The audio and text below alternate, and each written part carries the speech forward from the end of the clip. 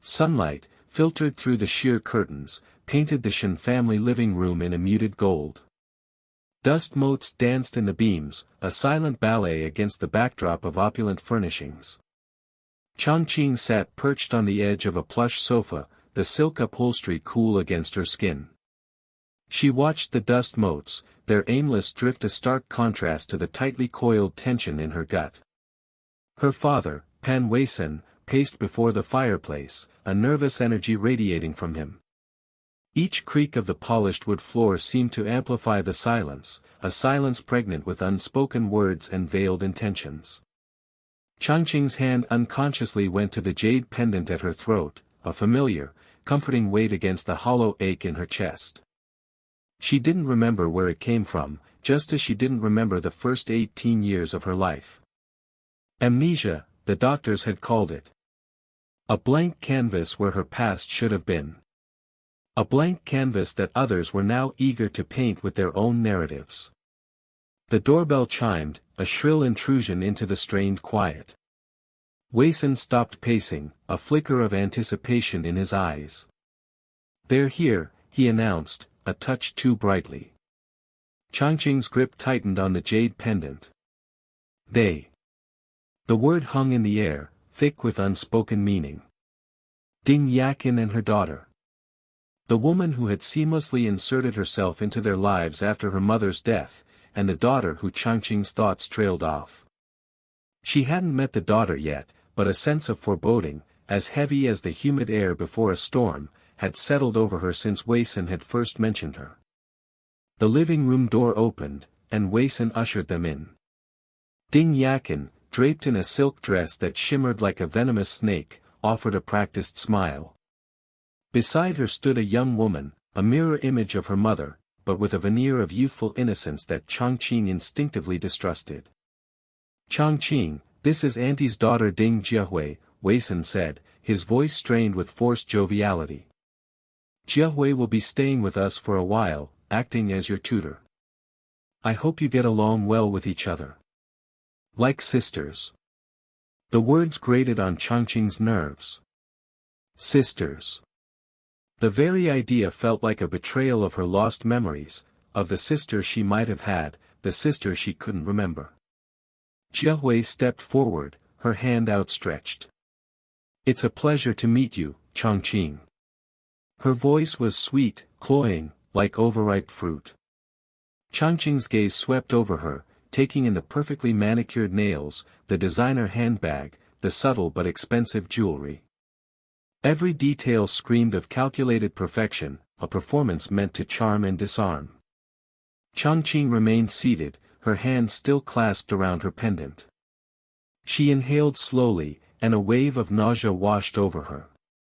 Jiahui's perfume, a heavy floral scent, filled the air, suffocating her. It was the same perfume her mother used to wear. The realization hit her with the force of a physical blow. It wasn't just the perfume. There was something else, an unsettling familiarity in Jiahui's mannerisms, the tilt of her head, the way she smiled. It was a faint echo, a distorted reflection of someone she couldn't quite place. "Is something wrong, Changqing?" Yakin asked, her voice laced with feigned concern. Changqing looked at her, the woman's flawless facade cracking under the intensity of her gaze. "The perfume," Changqing said, her voice low and tight. "It's overpowering."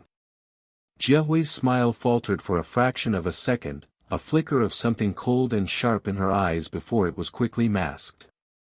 "Oh, I'm so sorry," she murmured, withdrawing her hand. "I didn't realize it was too strong." "It's not the perfume," Changqing thought, her mind racing. "It's you. It's everything about you." But what? What was it about Jiahui that triggered such a visceral reaction? Was it simply the blatant attempt at ingratiating herself, or was there something deeper, something lurking beneath the surface? Weisan cleared his throat, breaking the tense silence.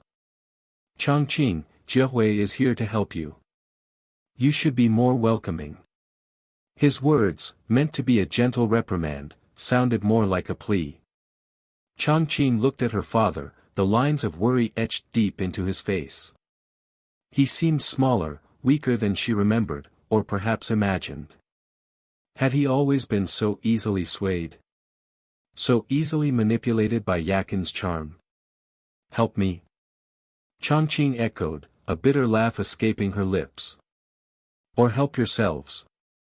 The words hung in the air, a challenge thrown down.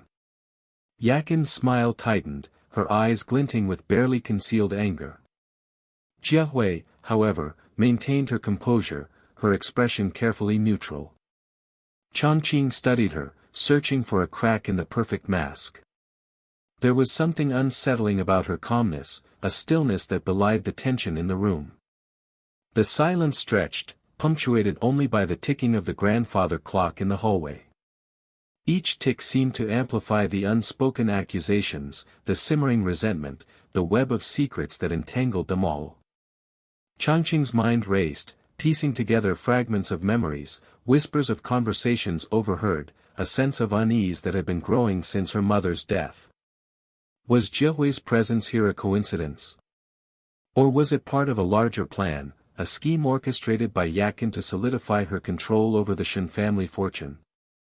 I don't need a tutor, Chongqing said finally, her voice firm. I need answers. She stood up, her gaze fixed on Jiehui. Answers about my mother. Answers about my past. The jade pendant swung against her chest, a silent reminder of the life she couldn't remember, the life that had been stolen from her.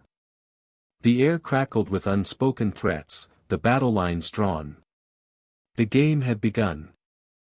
The lukewarm water cascaded over Ding Jiehui's hands, a stark contrast to the simmering unease churning in her stomach. The opulent Shen family bathroom, with its marble countertops and gleaming gold fixtures, felt more like a gilded cage. Her mother's instructions echoed in her ears, be patient, Jiehui. Gain her trust. Easy for her to say. Chongqing's gaze, sharp and unwavering, felt like a physical brand. Jiehui dried her hands meticulously, a small, nervous habit she'd picked up as a child. She could feel the weight of her mother's expectations, a heavy cloak draped over her shoulders. This charade of tutoring, of gentle companionship, felt increasingly precarious. One wrong move, one slip of the mask, and everything could crumble. Emerging from the bathroom, Jiehui found Chongqing perched on the edge of her bed, flipping through a photo album. The silence in the room crackled with an unspoken tension. Jiehui hesitated, unsure how to approach her. The girl's aloofness was a formidable barrier. Those are pictures from my childhood, Chongqing said, her voice flat, devoid of any warmth. Jiehui's carefully crafted smile faltered. They look happy. Chongqing's gaze drifted to a photo of a woman with a kind smile and warm eyes. My mother, she said, the word laced with a bitterness that surprised Jiehui. She died when I was young. A sudden wave of pity washed over Jiehui, momentarily eclipsing her calculated intentions. Was it genuine, this flicker of empathy? Or was it another performance, another layer of the intricate game they were playing? The sound of approaching footsteps broke the fragile truce. Ding Yakin swept into the room, her presence filling the space like a fragrant, overpowering perfume. Chongqing, darling, are you feeling better? She asked, her voice dripping with honeyed concern. Chongqing's expression hardened. Jiehui watched, a silent observer, as the two women engaged in a subtle, yet ferocious power play. Yakin's every gesture, every word, was carefully calibrated, a performance designed to project an image of maternal care. But Chongqing's eyes, dark and unyielding, saw through the facade. Jiehui felt a shiver crawl down her spine. This wasn't just a game, it was a war, and she was caught in the crossfire. Later that afternoon, in the cavernous dining room, the tension became palpable. The clinking of silverware against porcelain seemed to amplify the silence. Weisun attempted to bridge the widening chasm between his daughter and his lover. Chongqing, he began, his voice laced with a weariness Jiehui hadn't noticed before. Jiehui is here to help you. You need to be more receptive. Changqing's gaze snapped to her father, her eyes blazing with an intensity that made Jiehui shrink back in her chair. Help me, she repeated, the words dripping with sarcasm. Or help yourself. A flicker of confusion crossed Wei Sun's face. He glanced at Yakin, who offered him a reassuring smile. Jiehui saw the subtle exchange, the silent communication that excluded Changqing. The realization struck her with the force of a physical blow. She wasn't just a pawn in her mother's game, she was a tool, wielded to manipulate and control. The thought left a bitter taste in her mouth. You treat me like a child, like a fool, Changqing continued, her voice rising, but I remember. I remember everything. A lie, Jiehui knew. The doctor's reports, the hushed conversations she'd overheard, confirmed Changqing's amnesia. But what was the purpose of this deception? Jiehui's mind raced, trying to decipher the hidden layers of meaning. Was it a desperate attempt to regain control? Or was it something more sinister, a carefully constructed trap? The color drained from Yakin's face, leaving her looking strangely vulnerable. Changqing, what are you talking about? She stammered. Changqing rose from her chair, her movements slow and deliberate, as if she were approaching a prey. She fixed her gaze on Yakin, her eyes burning with a cold fire. You want to occupy the magpie nest, she said, her voice low and dangerous. Ask me if I agree or not. The silence that followed was deafening. Jiehui felt her heart pounding against her ribs, a frantic drumbeat against the suffocating tension. I am no longer the fool who you can coax, play with and deceive before, Changqing hissed. Wei Sun pushed back his chair, a look of alarm etched on his face. Changqing. That's enough, he barked. But Changqing ignored him. She advanced on Yakin, her every movement radiating an aura of menace. You think you can steal what's mine? She whispered, her voice barely audible. Yakin recoiled, her carefully constructed composure crumbling. A flicker of fear, raw and unadulterated, flashed across her face. Jiehui watched, mesmerized, as the carefully constructed facade shattered, revealing the fragile woman beneath. The air crackled with unspoken accusations, with the weight of secrets and lies. Jiehui felt trapped, a butterfly pinned beneath the scrutinizing gaze of a collector. The carefully constructed narrative she had woven, the image of innocence she had projected, felt thin and brittle, threatening to break at any moment. She glanced at her mother, seeking guidance, reassurance, anything to anchor her in this swirling vortex of deception. But Yakin's eyes were fixed on Changqing, a mixture of fear and resentment churning within their depths. Jiehui realized, with a chilling certainty, that she was alone in this game, a pawn sacrificed on the altar of her mother's ambition. The weight of the realization settled upon her, a heavy burden she wasn't sure she could bear.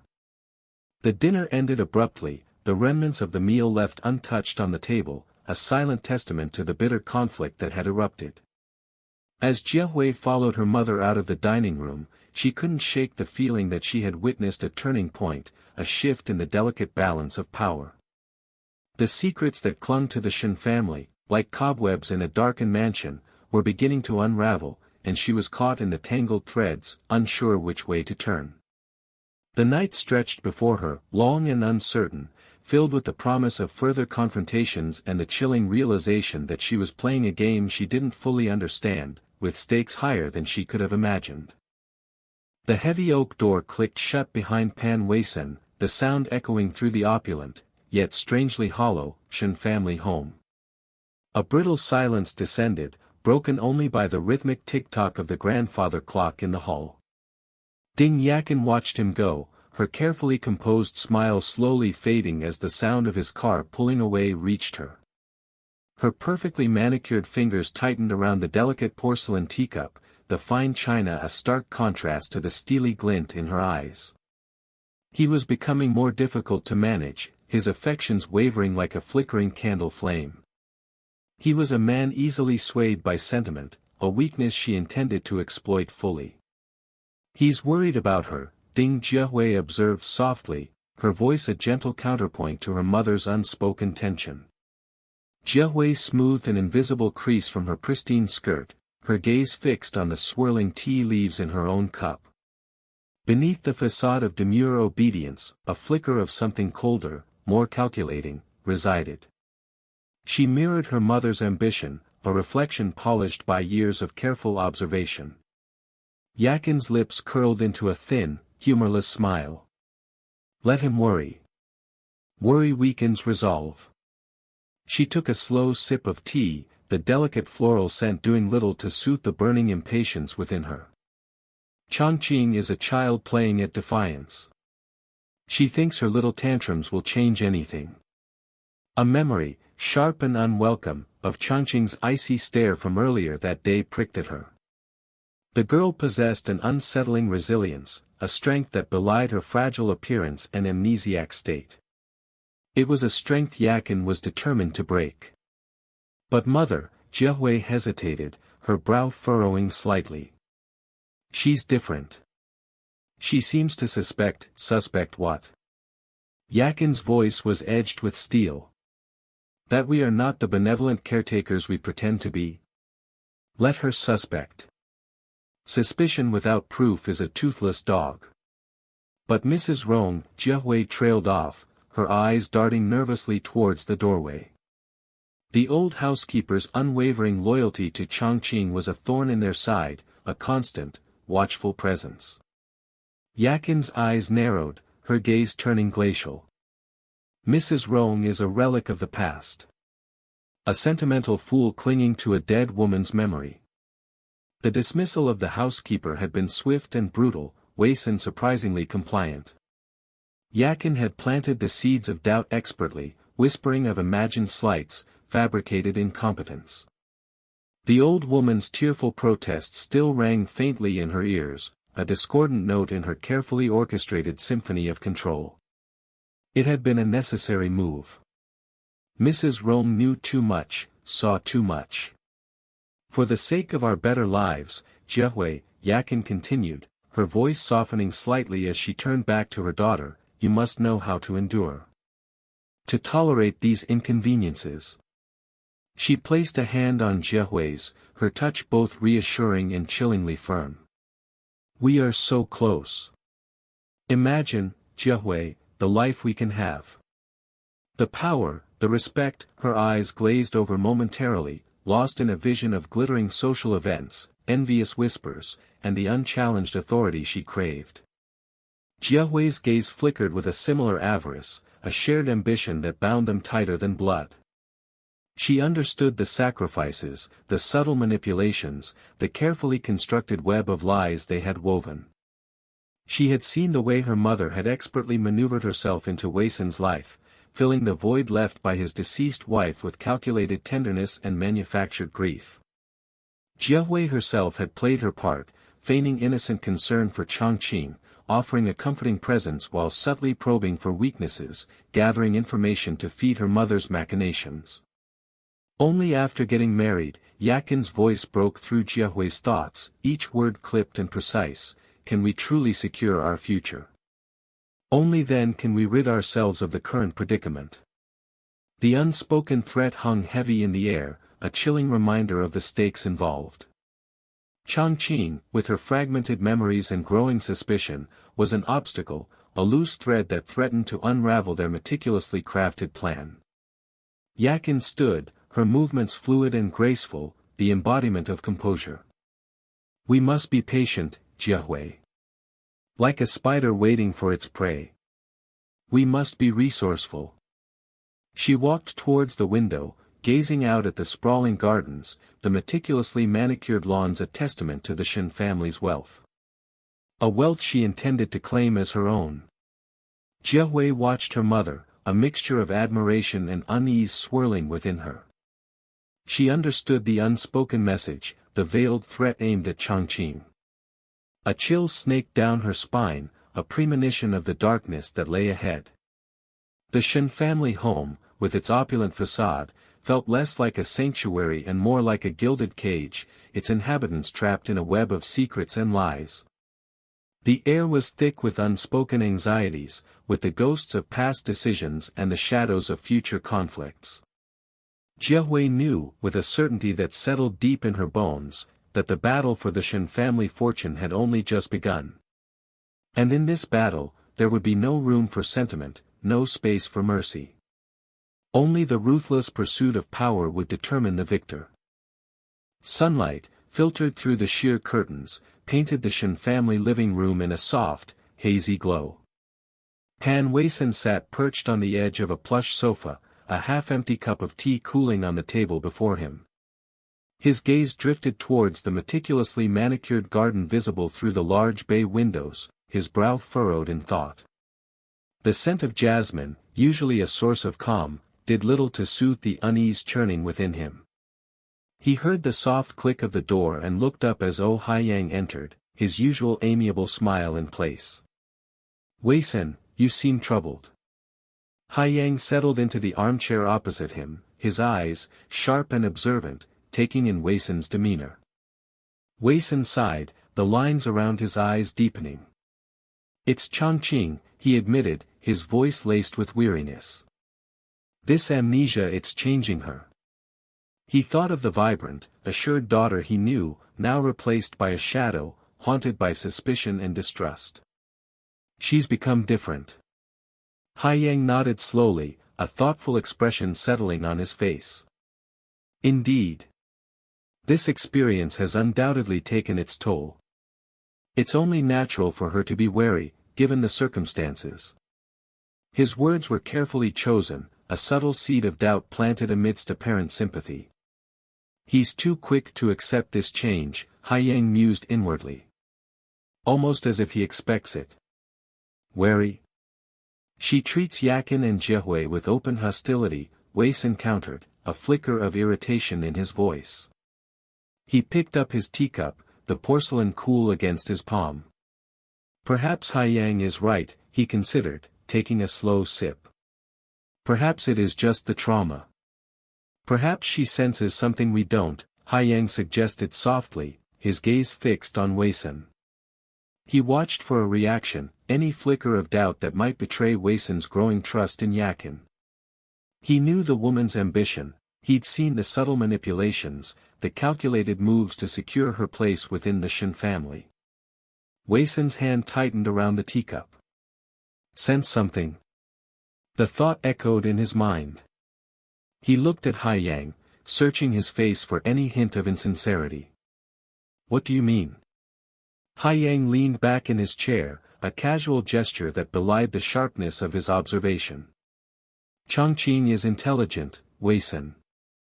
Even with her memory gone, her instincts might still be sharp. Perhaps her hostility is a form of self-preservation. Do you still suspect that she is pretending?" Weisan asked, the question hanging heavy in the air. He ran a hand through his hair, fatigue etched onto his features. "Surely, she wouldn't feign such a thing." Haiyang met his gaze directly, his expression unreadable. "I merely suggest we consider all possibilities. Chongqing is just a bit stubborn. But her heart is not bad." He paused, letting the words sink in. He still trusts her too much. He had to be careful, pushing too hard would only raise Weisan's suspicions. Later that day, the shadows stretched long across the polished floors of the Shen mansion. Chongqing stood in a hallway outside Aunt Sue's room, her hand hovering over the intricately carved wooden door. A faint aroma of sandalwood drifted from within, a familiar scent that offered a fleeting sense of comfort. She took a deep breath, steeling herself. "I need her help." A soft knock, and the door swung open, revealing Aunt Sue's kind face, framed by wisps of silver hair. "Chongqing, dear. Come in." Chongqing stepped inside, the room bathed in the warm glow of a table lamp. Aunt Sue gestured towards a chair, her eyes filled with concern. "What is it, child? You seem troubled." Changqing hesitated, her fingers tracing the intricate patterns on the silk cushion. "It's Mrs. Li," she began, her voice low.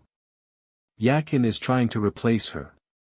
Mrs. Li, the family cook for years, was more than just an employee, she was a trusted confidant, a link to a past Changqing couldn't quite grasp. "I can't let Yakin take that away from me." Aunt Sue's expression hardened. "That woman, she moves too quickly."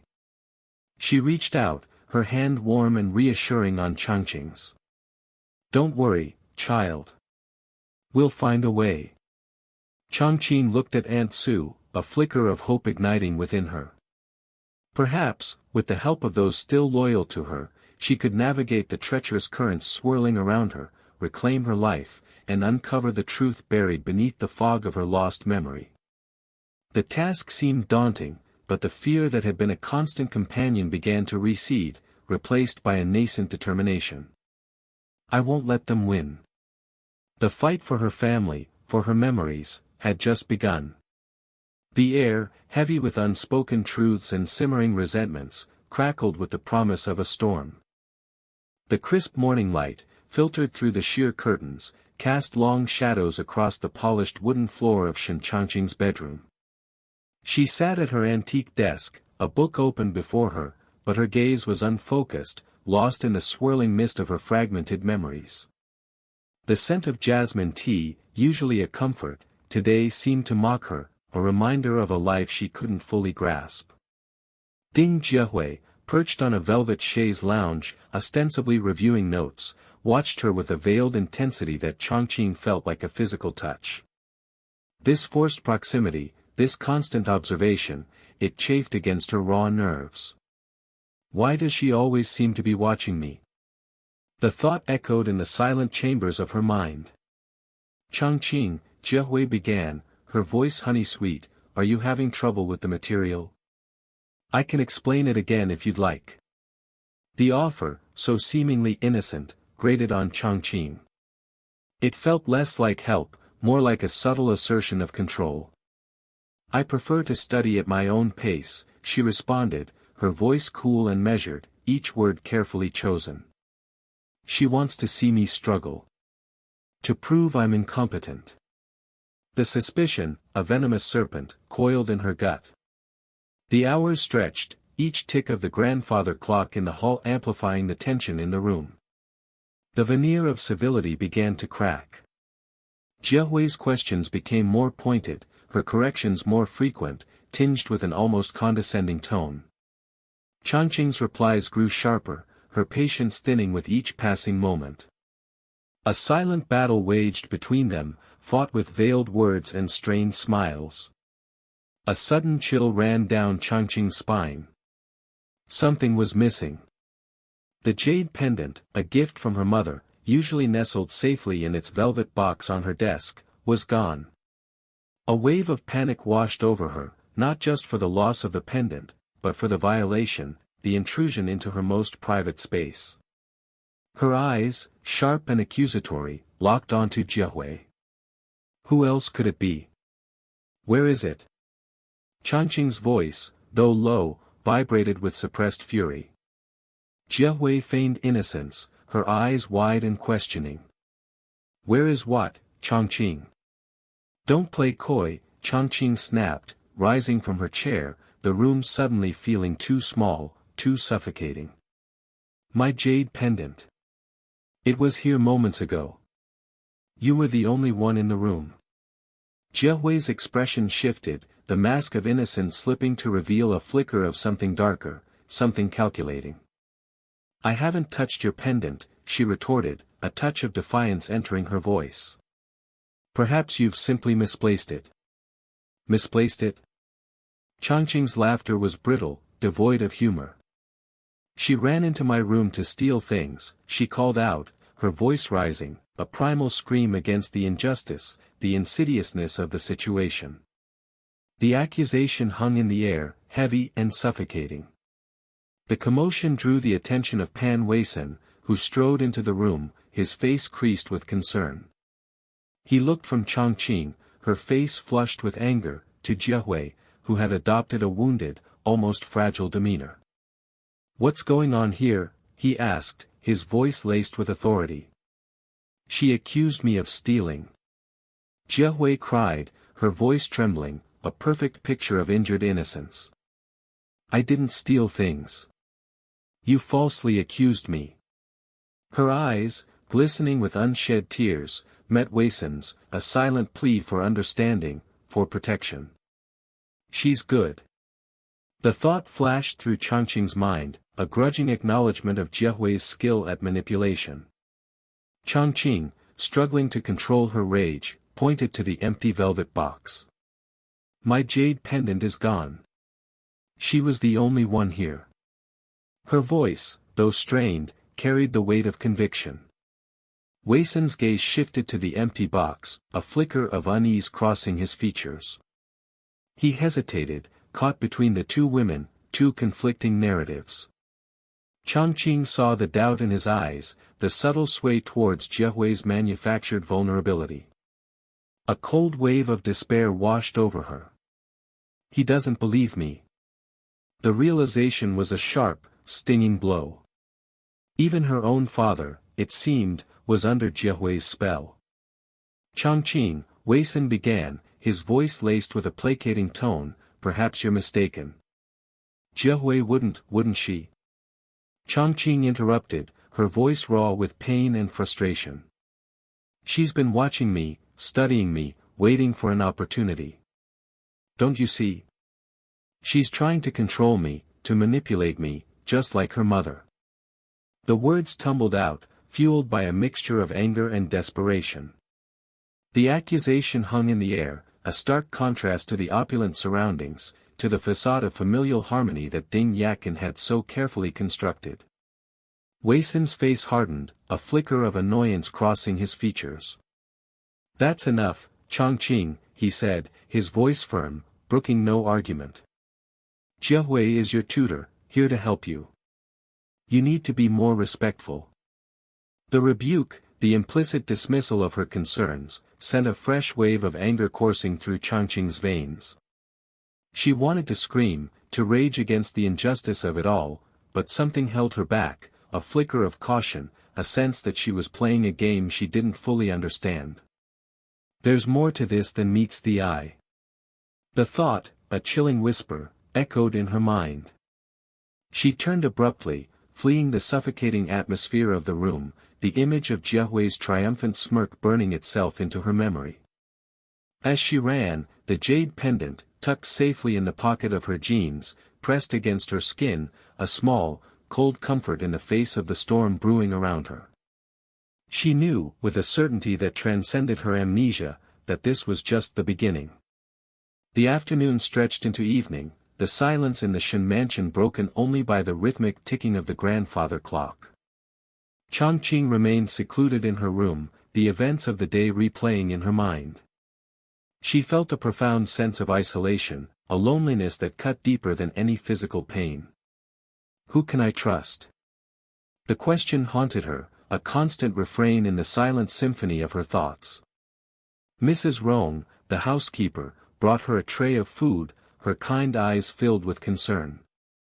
Changqing forced a smile, grateful for the small gesture of kindness in the midst of the swirling chaos. She knew, instinctively, that Mrs. Rong was an ally, a beacon of hope in the darkness that threatened to engulf her. As she ate, her mind raced, piecing together the fragments of her memories, searching for clues, for answers. She knew, with a growing certainty, that the theft of the pendant, the accusations, the manipulations, were all part of a larger game, a game with stakes far higher than she could yet comprehend. And she was determined, despite her amnesia, despite the fear that gnawed at her, to uncover the truth, to protect her family, and to reclaim her stolen life. Sunlight, sharp and intrusive, sliced through the sheer curtains of the Shen family dining room. It glinted off the crystal glassware, the polished mahogany table, and the tense faces gathered around it. Shen Changqing picked at a piece of untouched toast, the dry texture mirroring the arid landscape of her memory. The scent of jasmine tea, usually a comfort, today felt cloying, suffocating. She could feel the weight of Ding Yakin's gaze, heavy and expectant, like a spider poised over its prey. Chongqing, you haven't touched your food, Pan Weisen's voice, tinged with a note of forced joviality, grated on her nerves. He reached out, a paternal gesture that felt alien, unsettling. Chongqing flinched involuntarily. Does he think a touch can erase everything? She thought bitterly. Does he think a touch can make me forget? I'm not hungry, she replied, her voice flat, devoid of any filial warmth. The events of the past few weeks, the whispers of the servants, the blatant maneuvering of Ding Yakin and her daughter, it all coalesced into a knot of resentment in her chest. Ding Jiahui, perched delicately beside her mother, offered a saccharine smile. Perhaps some of the congee would be easier on your stomach, Chongqing. Mrs. Rong made it especially for you. Chongqing's eyes locked with Jiahui's. Beneath the veneer of concern, she detected a flicker of something else, something cold and calculating. Like a cat playing with a wounded bird, Chongqing thought, her hand instinctively going to the small, jade pendant she wore, a single, tangible link to a past she couldn't grasp. I appreciate the gesture, Jiahui, Chongqing responded, her tone laced with an icy politeness, but as I said, I'm not hungry. The atmosphere in the room thickened, the air heavy with unspoken accusations. Pan Weisen cleared his throat, the sound echoing uncomfortably in the strained silence. Chongqing, your behavior towards Jiahui has been unacceptable. She's here to help you, to tutor you. You need to show her some respect. Chongqing's gaze snapped to her father, a mixture of disbelief and hurt welling within her. Respect, she echoed, the word catching in her throat. She gestured towards Yakin and Jiahui, her voice trembling with barely suppressed rage, they treated my mother like, the words failed her, dissolving into a choked sob. Ding Yakin seized the opportunity, her voice dripping with feigned concern. Weisen, you see. This is what I've been telling you. Chongqing's condition, it's making her volatile, delusional. She needs professional help. Delusional? The word struck Chongqing like a physical blow. The fragments of memories, hazy and disjointed, flashed through her mind, her mother's frail hand, the hushed conversations, the chilling gleam in Ding Yakin's eyes. They want to silence me, she thought, a chilling realization dawning. They want to make me believe I'm crazy. Chongqing, Pan Weisen's voice, sharper now, cut through her thoughts. Apologize to Jiahui. Quickly. The demand, so unreasonable, so unjust, shattered the last vestiges of her composure. Apologize, she repeated, her voice rising, laced with disbelief.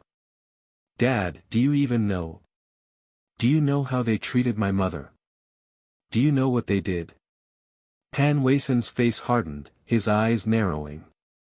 That's enough, Chongqing. Your mother's gone. You need to move on. And Jiahui and Yakin are here to stay. In fact, he paused, his gaze softening as he turned to Yakin, a sickeningly sweet smile spreading across his face, we're getting married. The announcement hung in the air, a heavy, suffocating weight. Chongqing stared at her father, a chasm of incomprehension opening between them. The faint scent of jasmine, once a comforting reminder of her mother, now reeked of betrayal. The sunlight streaming through the window suddenly felt cold, invasive, exposing the raw, festering wound of her loss and the chilling reality of her isolation. He's chosen them, she thought, a wave of nausea washing over her. He's chosen them over me, over the memory of my mother. The world around her seemed to tilt, the familiar dining room morphing into a distorted, nightmarish landscape. She wanted to scream, to rage, to tear at the suffocating web of deceit that was closing in around her. But something held her back, a flicker of icy resolve in the depths of her despair. They won't win, she vowed silently, clutching the jade pendant, its smooth coolness a small anchor in the swirling chaos. I won't let them erase my past. I won't let them steal my future. She pushed back her chair, the scraping sound jarring in the sudden silence. "Congratulations," she said, her voice a hollow whisper, devoid of any emotion. Then, without another word, she turned and walked away, leaving the suffocating sweetness of jasmine and the bitter taste of betrayal behind her. The portrait of her mother, hanging in the hallway, seemed to follow her with a sorrowful gaze. And in that moment, Changqing knew she was utterly alone in her fight. But she would fight. For her mother. For herself. For the truth. The antique clock in the hall chimed, a brittle, metallic sound that echoed through the Shen family home. Changqing watched the pendulum swing, a hypnotic rhythm that did little to soothe the unease churning in her stomach. Ding Yakin's laughter, light and melodious, drifted from the dining room, each note a carefully placed piece in the elaborate performance she'd been staging since her arrival. Changqing pressed her fingers against the cool glass of the windowpane, the city lights blurring into an indistinct tapestry below. A gilded cage, she thought, beautiful and suffocating all at once. Oh Haiyang's words from earlier that day echoed in her mind, "Isn't Ding Jiehui Pan Weisen's biological daughter? Then we'll run a DNA test." The idea had ignited a flicker of hope within her, a chance to expose Yakin's machinations, to peel back the layers of deceit that shrouded the Shen family like a suffocating fog. But the task was fraught with risk. Yakin was a viper, quick to strike at any perceived threat. Changqing needed to be careful, precise. Her reflection stared back, a stranger in familiar surroundings. The amnesia had robbed her not just of memories, but of a sense of self. Who was she before? What secrets lay buried beneath the surface of her fractured mind? She closed her eyes, willing the fragments to coalesce, but only a dull ache responded. Later that evening, as the house settled into a deceptive quiet, Changqing slipped into her father's study. The rich scent of leather and old paper hung heavy in the air, a comforting familiarity in this house of shifting alliances. She found what she needed tucked away in a locked drawer, a hairbrush her father used. Her heart hammered against her ribs. This is it, she thought, the first real step. She carefully extracted a few strands, placing them in a small plastic bag. The next target was Jiehui. This proved more challenging. Jiehui was always hovering, a shadow attached to Yakin's side. But Changqing noticed a pattern. Every afternoon, Jiehui would retreat to the garden for a clandestine phone call. Changqing, feigning an interest in horticulture, managed to position herself close enough to overhear snippets of the conversation. Miss you soon," Jiehui's voice, normally so carefully modulated, held a tremor of genuine emotion. Changqing thought, another piece of the puzzle. A few days later, under the pretense of needing help with her studies, Changqing managed to collect a few strands of Jiehui's hair from her brush. The act felt strangely illicit, a small victory in the larger war she was waging. She sent the samples to a discreet lab Oh Haiyang had recommended, the anticipation gnawing at her. The truth, whatever it may be, was within reach. One evening, observing Jiehui's routine, Changqing followed her to the garden. Hidden behind a trellis of climbing roses, she saw Jiehui meet a young man. He was tall and lean, with a gentle smile that didn't quite reach his eyes. This must be Zhao Yi. Changqing watched as they embraced, a knot of unease tightening in her chest. There was something about Zhao Yi, a vulnerability that made her wary. "You shouldn't be here, Yi. It's too dangerous," Jiehui whispered, her voice laced with anxiety. "I had to see you," Zhao Yi replied, his gaze fixed on Jiehui with an intensity that bordered on desperation.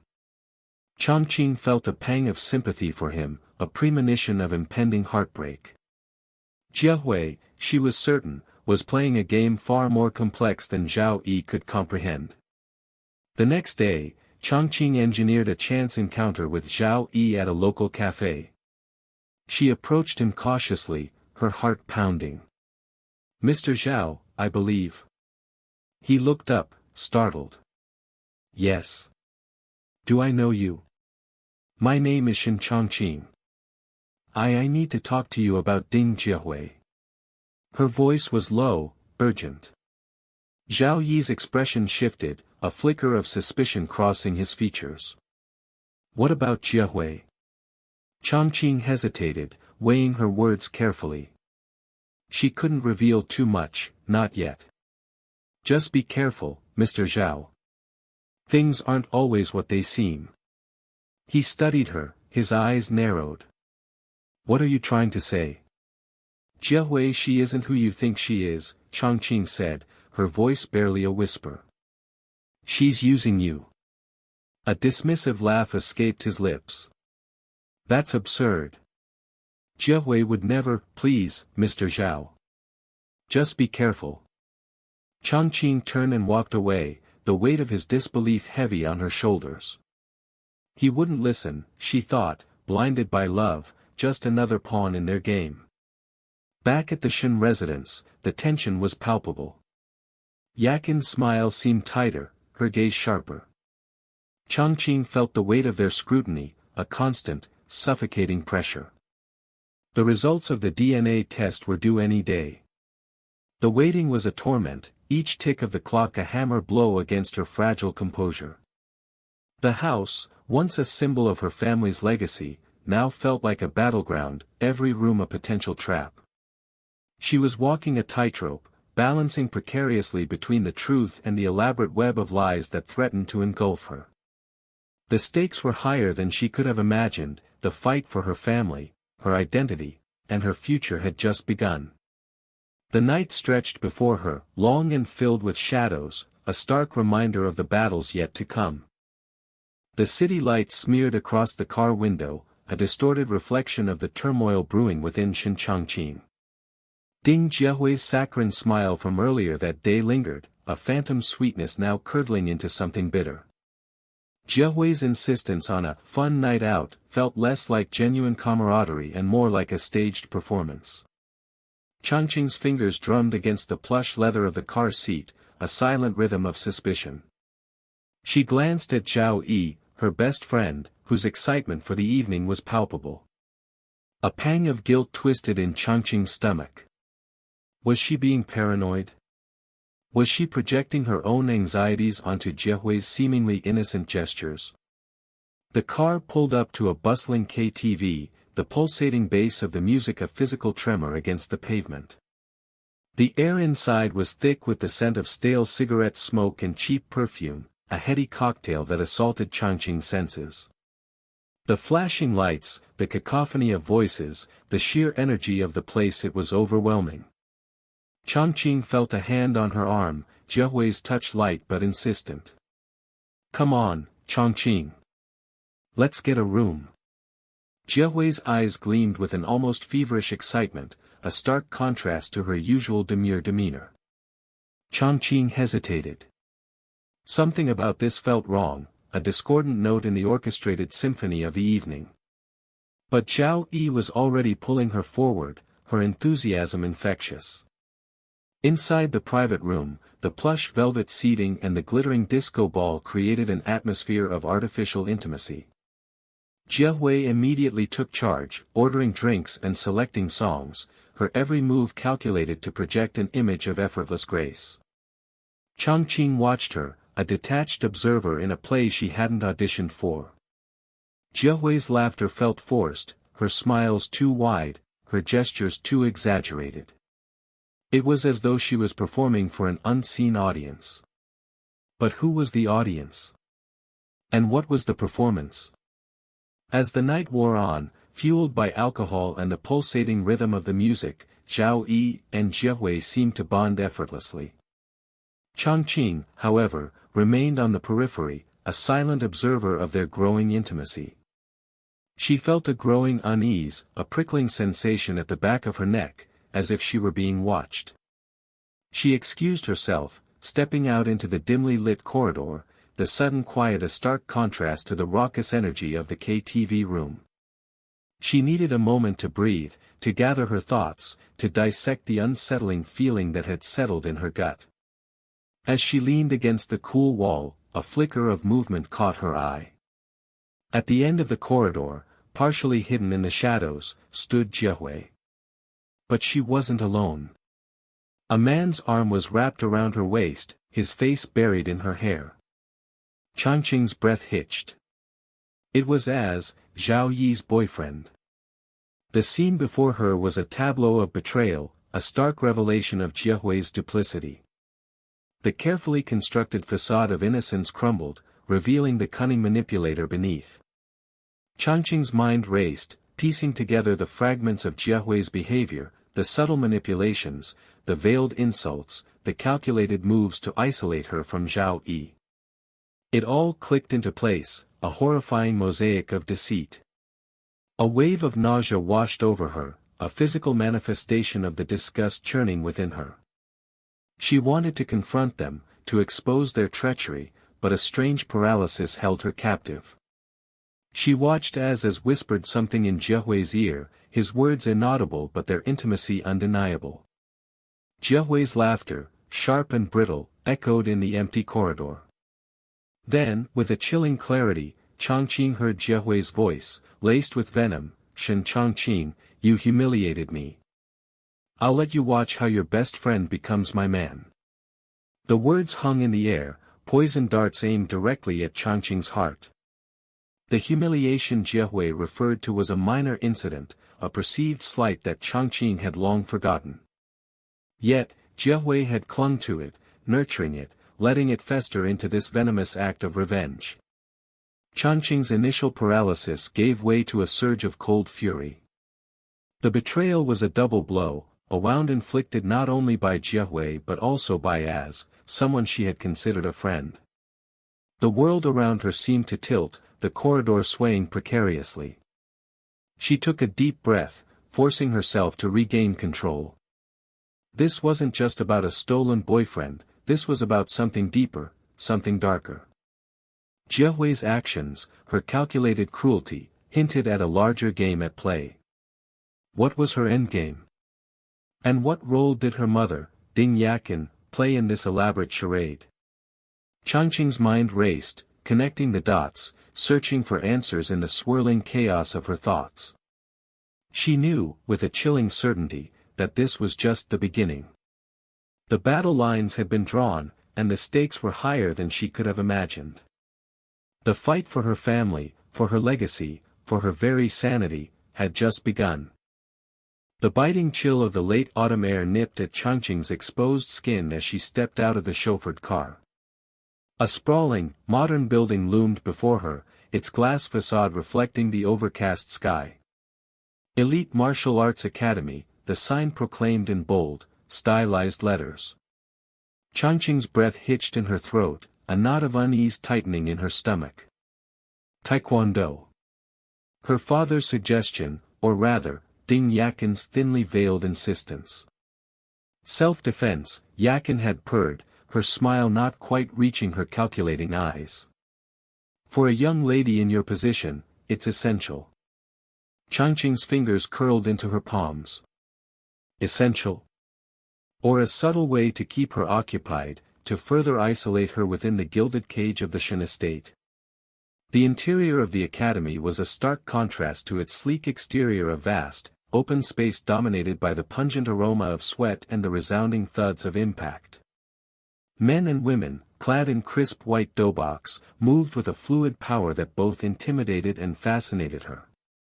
Changqing, still in her designer clothes, felt acutely out of place, a porcelain doll in a room full of coiled springs.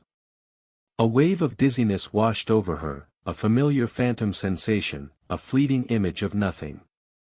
Her past, a locked vault within her own mind. She clenched her jaw, pushing the disorientation away. She couldn't afford weakness, not now. Not ever. You must be Miss Shen. A gruff voice cut through her thoughts. A man, built like a brick wall, with a face that looked like it had been carved from granite, stood before her. Coach Li, her father had informed her. Ex-military, renowned for his discipline. Ding Yakin's choice, undoubtedly. Chongqing met his gaze, her own expression carefully neutral. Coach Li, she acknowledged, her voice cool and composed. Inside, however, a different battle raged. Fear, a cold serpent, coiled around her heart. But another emotion, a nascent spark of defiance, flickered to life. She wouldn't let them see her fear. She wouldn't let them win. The first lesson was brutal. Not physically, not yet. But the sheer intensity of Coach Li's gaze, the unwavering expectation in his eyes, stripped away any pretense of fragility. He spoke little, his instructions clipped and precise, his demonstrations swift and powerful. Chongqing, clumsy in her borrowed dobok, stumbled through the basic stances, her movements stiff and awkward. Each misstep, each faltering block, felt like a public humiliation. "They're watching me," she thought, her gaze darting to the other students, their faces impassive, their eyes assessing. "They're judging me." Jiehui's words echoed in her mind, a saccharine whisper laced with venom, "You're suffragile, Chongqing. You need to be protected." Protected? Or controlled? Again, Coach Li barked, his voice echoing through the training hall. Chongqing's muscles screamed in protest, her breath coming in ragged gasps. She felt a prickle of tears behind her eyes, a childish response she ruthlessly suppressed. She would not cry. Not here. Not in front of them. She repeated the movement, her focus sharpening, her determination hardening. Each repetition, each correction, chipped away at the veneer of helplessness. As the lesson progressed, a strange shift began to occur within Chongqing. The initial fear, the paralyzing self-consciousness, began to recede, replaced by a raw, untamed energy. She was no longer a porcelain doll, but a piece of clay, being molded, shaped, hardened by the relentless pressure. The pain, the exhaustion, became a perverse source of strength, a tangible proof of her resilience. She was still clumsy, still unsure, but there was a newfound fire in her eyes, a flicker of something dangerous. During a brief respite, Coach Li approached her, his expression unreadable. "In Taekwondo," he said, his voice low and intense, "the key is to learn how to take a beating." His gaze bored into hers, as if searching for something deep within her soul. Chongqing stared back, her heart pounding against her ribs. She understood. It wasn't just about physical blows. It was about enduring the constant barrage of Yakin's manipulations, Jiehui's subtle digs, her father's detached indifference. It was about surviving the psychological warfare that had become her daily life. "I understand," she replied, her voice surprisingly steady. And she did. She understood that she was in a fight for her family, for her sanity, for her very self. And she was finally starting to understand how to fight back. The image of Ding Yakin's smug smile flashed through her mind, followed by Jiehui's condescending gaze. A cold resolve settled within her, a quiet, steely determination. She would learn. She would endure. She would win. The training continued, the rhythmic thuds of feet against mats, the sharp intakes of breath, the gruff commands of Coach Li, all merging into a strange symphony of pain and resilience. And within the heart of the storm, Shen Chongqing, the forgotten heiress, began to remember who she was. Not a victim. Not a pawn. A warrior. The sterile scent of antiseptic hung heavy in the air, a stark contrast to the turbulent emotions churning within Oh Haiyang. He drummed his fingers against the cool, faux leather of the doctor's office chair, the rhythmic tapping a counterpoint to the erratic thump of his own heart. The doctor, a small, bespectacled man with an air of practiced calm, shuffled through some papers, the crisp sound echoing in the otherwise silent room. Each rustle felt like a shard of glass scraping against Oh Haiyang's already frayed nerves.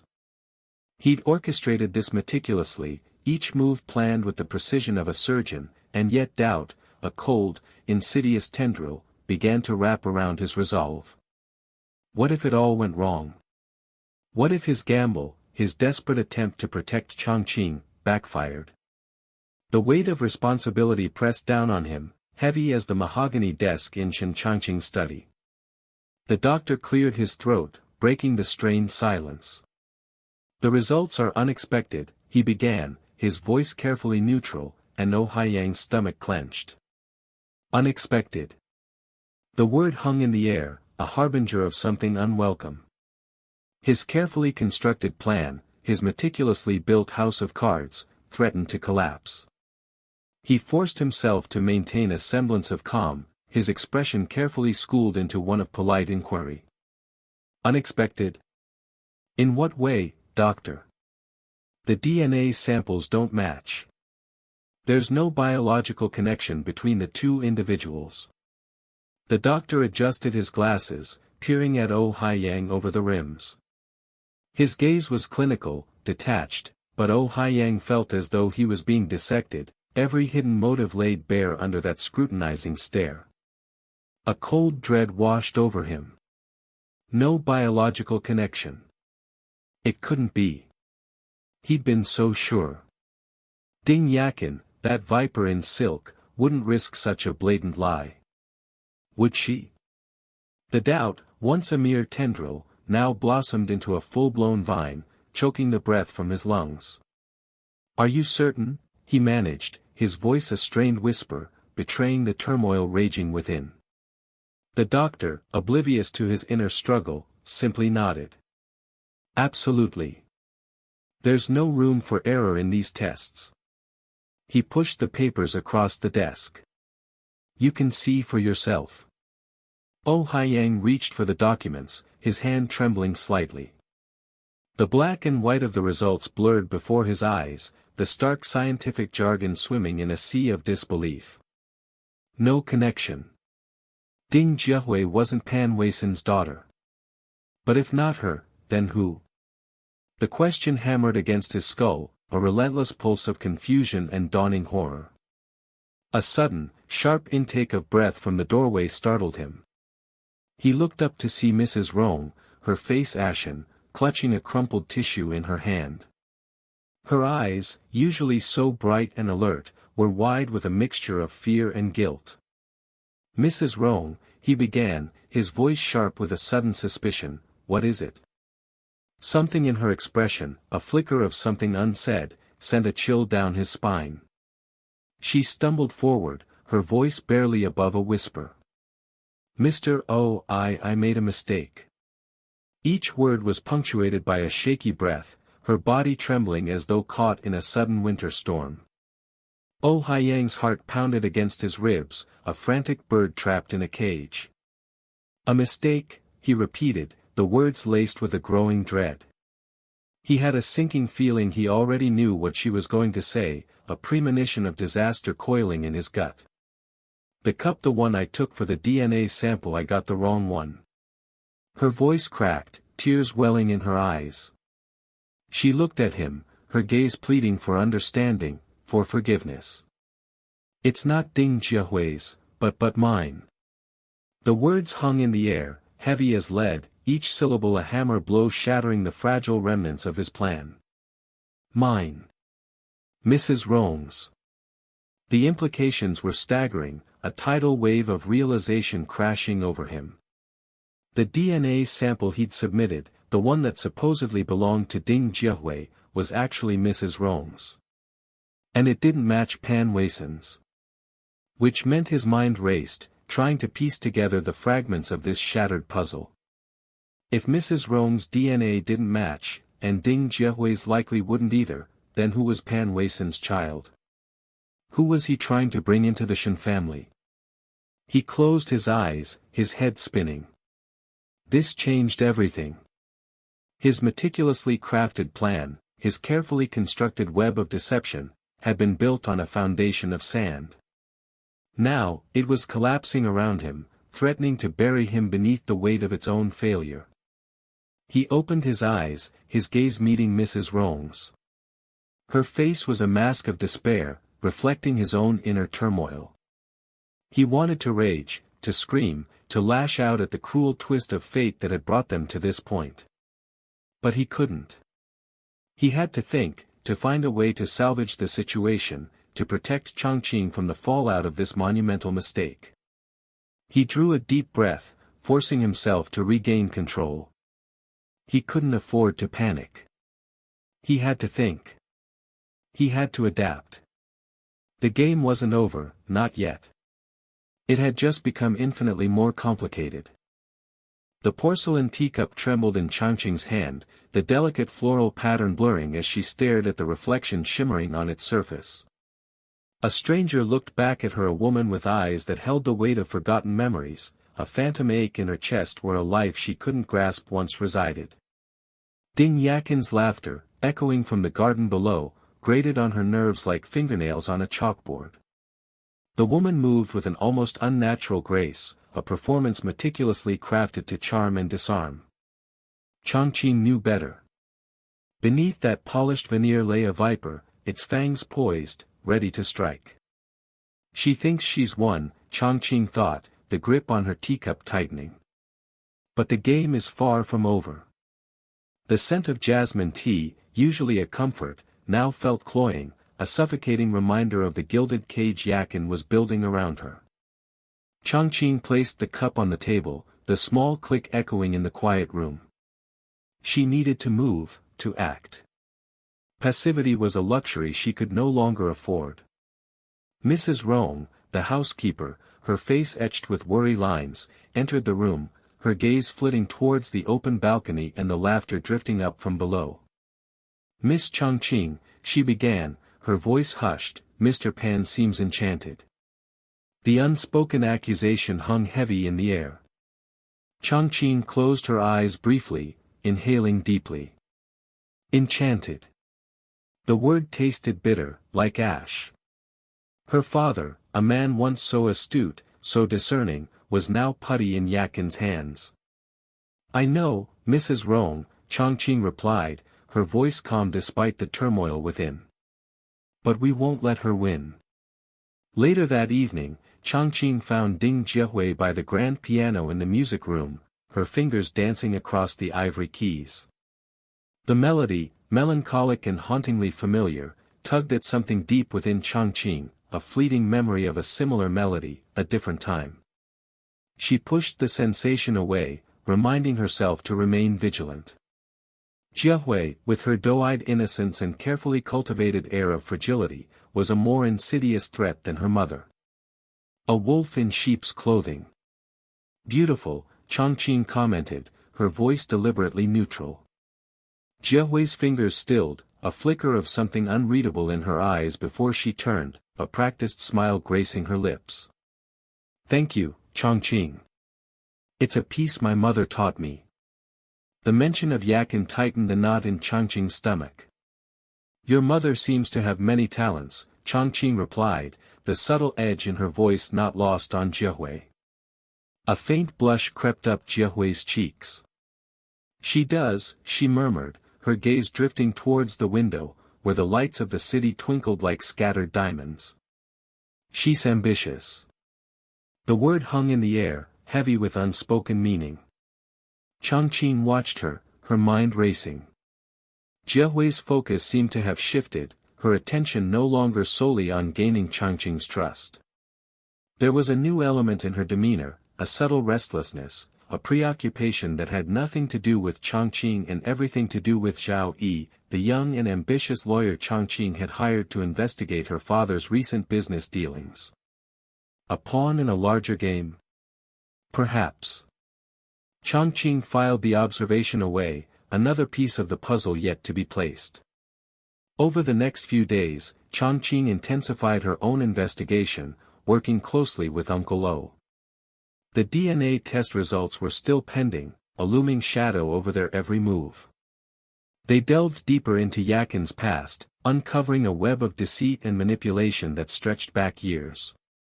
The information was damning, enough to expose Yakin's true nature, but Chongqing needed more. She needed concrete proof, something irrefutable that would shatter Yakin's carefully constructed facade and free her father from her grasp. One evening, During a tense dinner with Yakin and Jiahui, the conversation turned to the future of the Shen family. Yakin, her eyes gleaming with barely concealed triumph, spoke with a casual confidence that set Changqing's teeth on edge. Shen Changqing is now a treasure of the Shen family, she said, her voice smooth as silk, but she may not necessarily be a treasure in the future. The underlying threat was unmistakable. Changqing met her gaze, her own expression unreadable. The future is uncertain for all of us, wouldn't you agree? She replied, her voice calm but laced with steel. Jiahui, unusually quiet throughout the dinner, shot a quick, nervous glance at her mother. The air crackled with unspoken tension. Later, in the privacy of her room, Changqing replayed Yakin's words, dissecting their meaning. The DNA test. It was the key. Yakin's confidence stemmed from the belief that the results would swing in her favor, solidifying her position within the family. But what if they didn't? What if the truth was different from what Yakin anticipated? The thought sent a shiver of anticipation down Changqing's spine. Meanwhile, in Yakin's lavishly decorated guest suite, a different kind of conversation unfolded. Are you sure about this? Jiahui asked, her voice laced with a hint of anxiety.